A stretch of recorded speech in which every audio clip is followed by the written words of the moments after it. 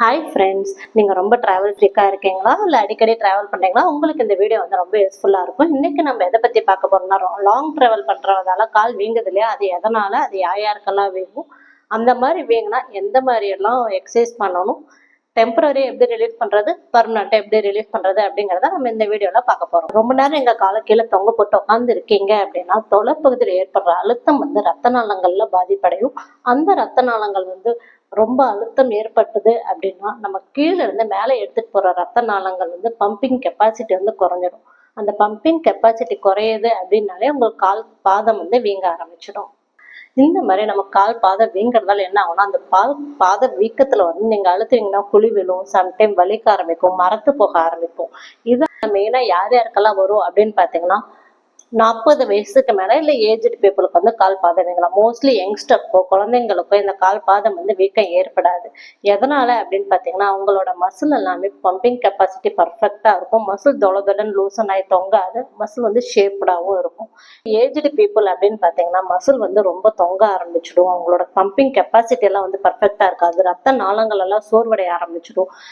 இது இல்லாம secondary complication அவங்களுக்கு பிபி, சுகர், தைராய்டு இதெல்லாம் இருக்கிறதால அவங்களோட பம்பிங் கெப்பாசிட்டி எல்லாமே ரொம்ப ஸ்லோவாகும். அதனாலதான் மெயினா கால் வீங்கிறதுக்கான காரணங்கள்.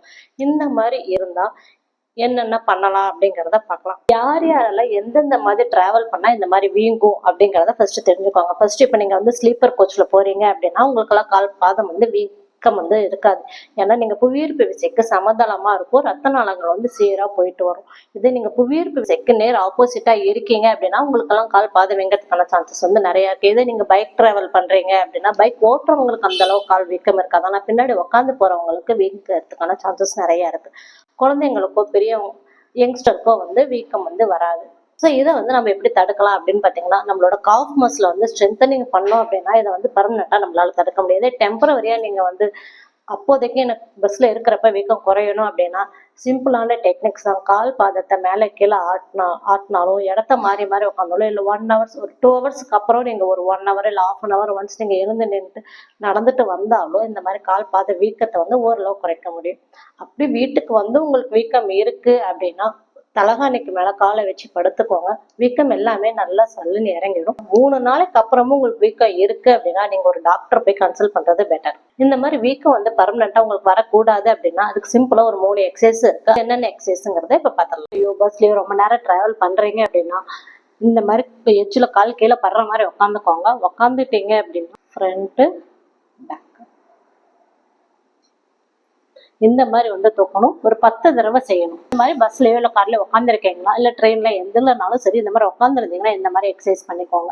இல்லை எனக்கு இன்னும் கொஞ்சம் ஸ்பேஸ் நிறைய இருக்கு, இப்போ கார்லாம் போறீங்க, நான் சிங்கிள் பர்சனாக தான் போறீங்கன்னா காலை தூக்கி அழகா மேலே வச்சுக்கோங்க. மேலே வச்சுட்டு காலாட்டினா கூட இன்னும் நல்லாவே ஃபாஸ்டா ரெக்கவரி கிடைக்கும். அடுத்த எக்ஸசைஸ் என்ன அப்படின்னு பார்த்தீங்கன்னா, எனக்கு வந்து இந்த மாதிரி கால் வந்து அடிக்கடி வீங்கிட்டே இருக்கு, எனக்கு வந்து பர்மனெண்ட்டாவே இதுக்கு ஏதாவது சொல்யூஷன் வேணும் அப்படின்னா இந்த எக்ஸசைஸ் வந்து ஃபாலோ பண்ணிக்கோங்க. சேம் அதே தான் நீங்க பஸ்ல பண்ணதே தான், அது இன்னும் கொஞ்சம் ரெகுலரா பண்றப்ப ஸ்ட்ரென்தனிங் வந்து நல்லா இருக்கும். up down, up and down, front back, front back. இதை வந்து heel and toe standing opposite அப்படின்னு சொல்லுவோம். அடுத்த எக்ஸசைஸ் என்ன அப்படின்னு பார்த்தீங்கன்னா, ஒரு கால் வந்து பின்னாடி வச்சுக்கோங்க, ஒரு கால் வந்து முன்னாடி வச்சுக்கோங்க. ஃப்ரண்ட் இருக்க காலை மட்டும் மடக்கணும். இந்த மாதிரி மடக்குனீங்கன்னா உங்களுக்கு கெண்டைக்கால் வந்து இழுக்கிறது வந்து நல்லா தெரியும். மடக்கி 1 2 3 4 5 10 கவுண்ட்ஸ், அப்புறம் ரிலாக்ஸ். திரும்ப மடக்குறீங்க 1 2 3 4 5 10 கவுண்ட்ஸ், அப்புறம் ரிலாக்ஸ். அதே மாதிரி தான் ஆப்போசிட் இன்னொரு காலை எடுத்து வைக்கணும். 1 2 3 4 5 அப்புறம் ரிலாக்ஸ். 1 2 3 4 5 அப்புறம் ரிலாக்ஸ். தேர்ட் எக்ஸசைஸ் சேம் இதே மாதிரி நின்னுக்கோங்க. நின்றுட்டு காலை மட்டும் ட்விஸ்ட் பண்ணணும்.